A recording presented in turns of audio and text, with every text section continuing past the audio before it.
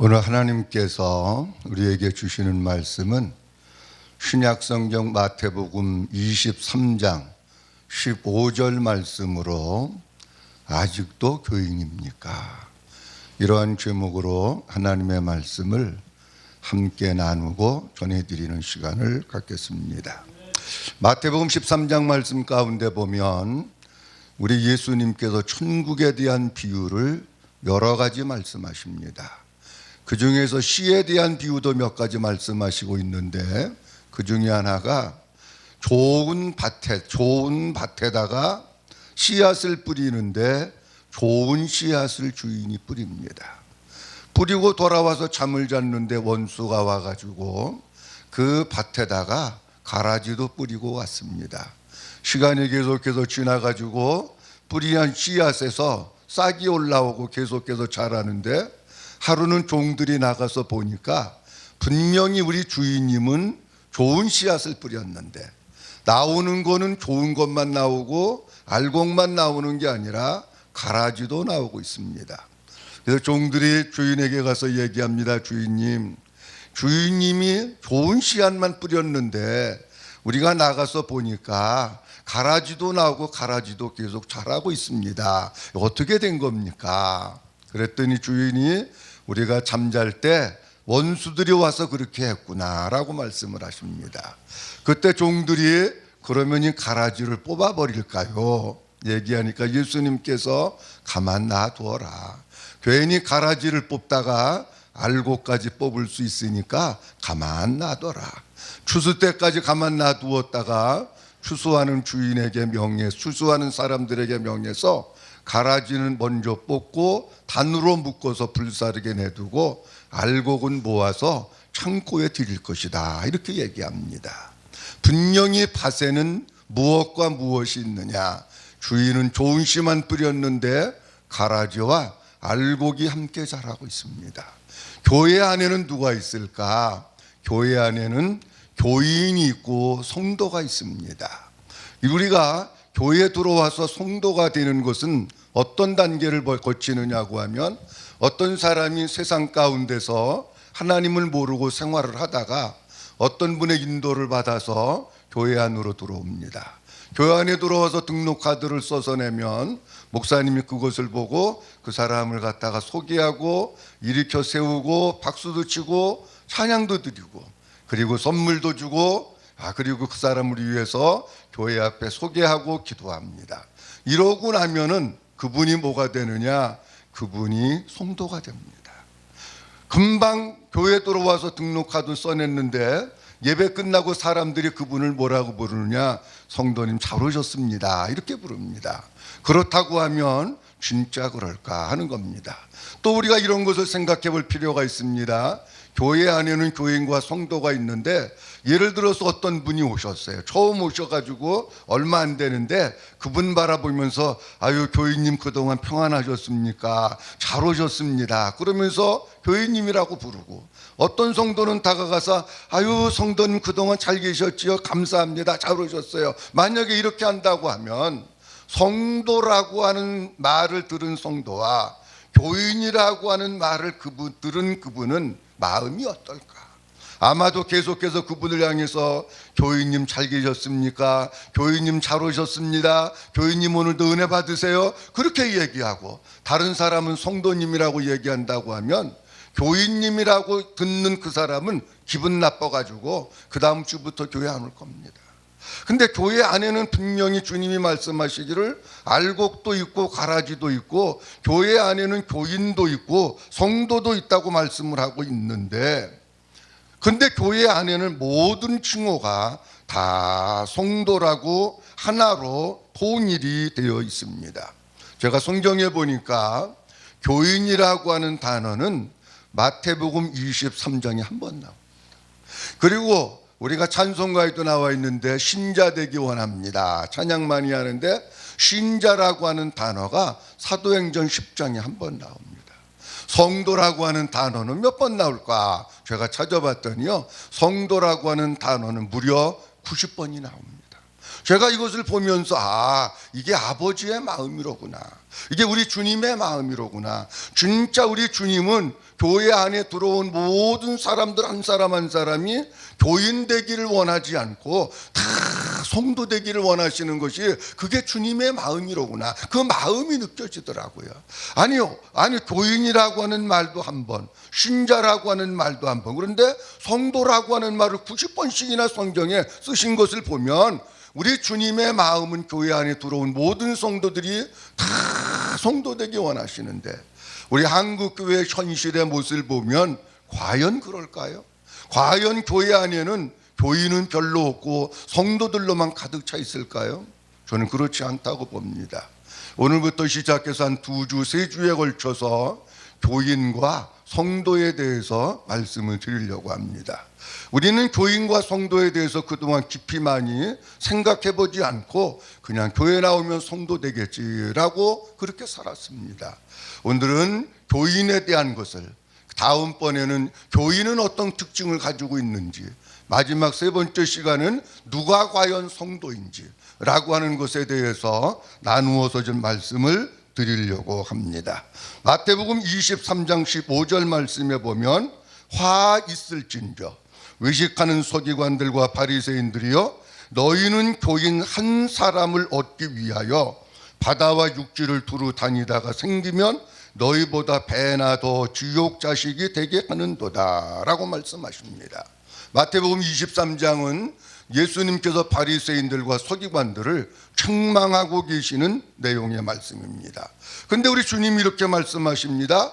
화 있을진저 외식하는 서기관들과 바리새인들아, 너희는 교인 한 사람을 얻기 위해서 육지와 바다 계속해서 돌아다니다가 어떻게 한 사람 얻으면은 그 사람 생기면 데리고 와가지고 천국 자식 만들어야 되고 천국 백성 만들어야 되고 예수님의 자녀 만들어야 되고 하나님의 생명으로 살게 해야 되는데 너희는 배나 더 지옥 자식이 되게 한다 라고 하면서 예수님께서 서기관들과 바리새인들을 책망하고 있는 내용입니다. 근데 여기에 교인이라고 하는 단어를 원문을 보니까 유대교에 들어온 사람, 유대교에 입교한 사람 이렇게 되어 있습니다. 교인이라고 하는 것이 뭡니까? 유대교에 등록카드 써내고 입교한 사람, 유대교에 들어온 사람. 그렇다고 하면 유대교에 입교하고 들어온 사람이라고 하는 건 어떤 의미일까? 여러분, 유대교라고 하는 것은 가장 큰 특징이 뭐냐고 하면 율법이라고 하는 틀 속에서 살아가는 것이 유대교입니다. 그러니까 교인은 율법으로 구원받는다고 생각하고, 그리고 율법 속에 젖어서 사는 사람들이 누구냐? 그 사람들이 교인이다라고 하는 겁니다. 내가 무엇을 행하면 내 의가 나타납니다. 내가 무엇을 지켜야지만이 그것이 어떤 공로가 되고 뒷받침이 되어서 그거를 지킴으로 말미암아 구원받는다고 생각을 하고, 그거 율법을 지키지 않으면 구원받지 못한다고 하고 율법을 지켜야 된다고 하는 목사님들이 계시다면 그분이 바로 교인입니다.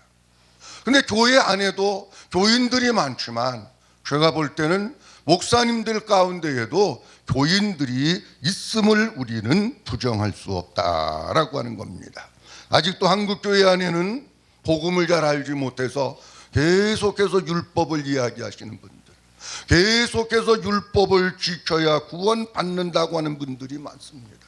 심지어는 율법을 지키지 않으면 구원받지 못한다고 하는 분들도 꽤 있음을 우리는 부인할 수 없습니다. 이런 사람들은 자기네들 어떤 규칙이나 무엇을 갖다가 정해놓고 그것을 열심히 지킨 것이 하나님 앞에 무슨 의가 되고 하나님 앞에 그것이 무슨 자랑이 되고 공로가 되는 줄로 알고 그런 것들을 은근히 사람들 앞에 자랑하고 나타내기도 합니다. 만약에 내가 어떤 율법을 잘 지켰는데 사람들이 나를 안 알아줘요. 그러면 내가 그것을 자랑해야 되고 내 의를 나타내면서 만약에 알아주지 않으면 금방 삐지고 시무룩해지고 기운이 없어지고 시험이 드는 경우도 우리가 보게 됩니다. 분명히 알아야 될 것은 하나님은 율법으로 구원받는다고 말씀하신 적이 한 번도 없습니다. 내가 아무리 많은 율법을 알고 있고 아무리 많은 율법을 지켰다고 해도 그것 가지고 구원받는 거 아닙니다. 만약에 율법을 많이 알고 율법을 많이 지켜서 구원받는다고 하면 그것은 하나님의 선물도 아니고 하나님의 은혜도 아니고 그것은 내 공로로 받는 겁니다. 주님의 영광이 나타나는 것이 아니라 내 영광이 나타나는 것입니다. 만약에 율법을 많이 알고 율법을 잘 지켜서 구원받는다고 하면 오늘 마태복음 23장에서 예수님께서 서기관들과 바리새인들을 책망할 이유가 아무것도 없습니다. 자, 그러면 성경 말씀 가운데 율법에서 복음으로 온 경우를 좀 말씀을 드리려고 합니다. 먼저 말씀드릴 것은 우리가 잘 아는 대로 누가복음 18장 말씀에 보면 두 사람이 성전에 기도하러 들어갑니다. 한 사람은 바리새인입니다. 한 사람은 세리입니다. 바리새인은 감히 성전 가까우지도 못하고 저 끄트머리에서, 바리새인들은 당당하게 이 앞에서. 바리새인이 기도하는데 뭐라고 기도합니까? 하나님 너무 감사합니다. 저 세리와 같지 않은 게 너무 감사합니다. 나는 한 주간 동안 살면서 다른 사람 거 빼앗지도 않고 토색하지도 않고 불의한 일도 행하지 않았습니다. 하나님, 나는 한 주간 동안 살면서 일주일에 2번 금식했고 그리고 10의 1조도 드렸습니다. 이 사람은요 너무 잘한 사람이에요. 율법적으로 보면은 너무 잘한 사람이에요. 그런데 세리는 감히 얼굴도 들지 못하고 하나님, 내가 죄인입니다. 나를 불쌍히 여겨주세요. 그렇게 기도합니다. 누구의 기도를 주님이 들으십니까? 세리의 기도를 들으시고, 바리새인 그렇게 외적으로 볼 땐 정말 신앙이 좋은 것 같고 모범생 같은 바리새인의 기도는 주님이 듣지 아니하셨습니다. 사도행전 10장 말씀에 보면 우리가 너무나도 잘 아는 말씀이 있는데 고넬료에 대한 말씀이 있습니다. 사도행전 10장 앞에 부분하고 사도행전 10장 뒤에 끝까지 잘 읽어보셔야 될 텐데 앞에 부분 우리가 주로 얘기를 많이 합니다. 고넬료라고 하는 사람은 정말 정직한 사람이었다. 고넬료라고 하는 사람은 온 가족과 더불어 하나님을 잘 경외했다. 고넬료라고 하는 사람은 부지하는 일도 잘했다. 그리고 더 중요한 것은 고넬료라고 하는 사람은 항상 기도하는 일에 힘썼다. 그래서 하루는 천사가 나타나서 고넬료야, 내 기도와 구제가 하나님께 상달됐다. 그렇게 이야기할 정도로 고넬료는 율법적으로 보면, 그리고 우리 인간의 시각으로 보면은 너무 신앙생활을 잘하는 모범생과 같은 사람입니다. 그런데 여러분, 사도행전 10장 서두에 나와 있는 그 고넬료가 구원받았을까요? 율법적으로 보면 율법을 잘 지켜서 정말 흠이 없을 정도로 완벽한 모범생, 아주 귀한 성도의 모습입니다. 그런데 구원받지 못했습니다. 언제 구원받았느냐? 하나님께서 고넬료에게 저 시몬 베드로라고 하는 사람을 청해서 와라. 그가 너에게 무엇인가 말씀하실 건데 그 말씀을 들어라. 이때까지 뭐를 모르는 겁니까? 고넬료는 율법은 알았지만 복음을 모르는 거예요. 근데 베드로를 청해서 베드로가 와서 예수 그리스도를 전하고 십자가의 죽으심을 전하고 예수 그리스도를 믿음으로 구원받고 예수 그리스도를 믿음으로 말미암아 죄 용서함 받는다고 하는 복음을 전하고 나서 그때서야 비로소 고넬료가 뭘 받았느냐? 그때서야 비로소 고넬료가 구원을 받게 됐다라고 하는 겁니다. 구약 성경에 우리가 잘 아는 인물이 하나 있습니다. 그분이 욥이라고 하는 분입니다. 욥이라고 하는 분도 율법적으로 보면 아주 훌륭한 교인입니다. 그는 온전하고 정직하여 하나님을 잘 경외하고 악에서 떠난 사람이었더라. 그렇게 말씀합니다. 자녀들이 있는데 자녀들이 생일날을 당하면 혹시 부정한 일이 있고 혹시 하나님 앞에 잘못된 죄를 지었을지도 모른다고 하는 생각을 가지고 하나님 앞에 생일이 끝나면 번제를 자녀들 명수대로 드렸던 아주 외적으로 보면 훌륭한 교인입니다. 외적으로 보면 정말 믿음이 좋은 사람 같은 아주 그런 사람입니다.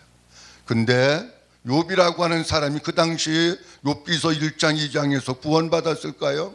그때는 욥도 복음을 몰랐습니다. 우리가 욥기서를 이야기할 때 고난 가운데서 이기는 것만 자꾸 생각하고 그렇게 말씀하시는 분들이 있는데 물론 그것도 틀린 건 아닙니다. 욥기서를 통해서 하나님은 진짜 우리에게 주시는 말씀은 뭐냐? 율법에서 복음으로를 말씀하고 있는 거예요. 중간에 욥이 친구들과 여러 가지 변론도 하고 대화를 하는데 욥이 하는 얘기를 가만히 들어보면은 욥이 지금 누구 얘기하고 있느냐? 예수님 얘기하고 복음 얘기하고 생명 얘기하고 하나님 얘기 안 합니다. 무슨 얘기합니까? 자기 의의를 얘기하는 겁니다. 자기 의의를 계속해서 얘기하다가 욥기 뒷장에 넘어가서 뒤에 가서 하나님이 나타나셔서 욥에게 물으십니다. 너는 대장부처럼 허리를 묶고 내가 네게 묻는 말에 대답 한번 해봐라. 하나님이 계속 질문하는데 욥이 대답할 게 아무것도 없는 거예요.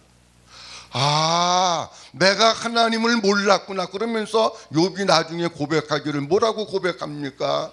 내가 그동안 하나님에 대해서 귀로만 들어서 있었는데, 귀로 듣기만 하였는데, 이 말씀이 무슨 뜻이냐고 하면 사람은 귀로 자꾸만 듣다가 보면 그게 뭐가 되느냐면 지식이 되는 겁니다. 여러분, 절대로 지식은 구원받지 못합니다. 내가 귀로만 들었는데 하나님에 대해서 귀로 들어서 율법에 대해서 잘 알고 있었던 거예요. 그래가지고 그랬는데 이게 아니로구나. 내가 눈으로 하나님을 뵙고 하나님의 전능하신 그 하나님의 음성을 들으면서 그가 복음을 깨닫고 구원받게 된 것이 욥기 42장에 기록되어 있는 내용의 말씀입니다. 그러니까 우리가 성경 말씀에 진짜 바리새인들의 모습을 보면서 율법으로 잘 지켜왔던 그들의 모습을 보면 진짜 외적으로는 훌륭한 교인인 게 틀림이 없어요. 아니, 사도 바울도 뭐라고 말씀합니까? 사도 바울도 자기 자신은 율법에 흠이 없는 자라 그렇게 얘기합니다. 그런데 율법을 그렇게 정통하고 흠이 없는 바울도 율법을 많이 알고 그렇게 종교적인 생활을 했지만 그가 교인에 머물러 있었지 성도가 아니었었다라고 하는 것입니다. 바리새인들은 처음부터 온 바다와 육지를 다니면서 성도를 구한 게 아닙니다. 교인을 구한 겁니다. 왜 교인을 구했을까? 바리새인들이 교인이기 때문에 교인을 구한 거고요. 교인이기 때문에 교인을 낳는 거예요. 내 속에 하나님의 생명이 있으면 복음으로 말미암아 그들을 복음의 사람으로 낳는데 내가 복음을 모르고 교인이니까 신자들 데리고 와서 전도해서 데리고 와가지고 뭐 만드냐? 내가 교인이니까 또 교인 만들어버리는 거예요.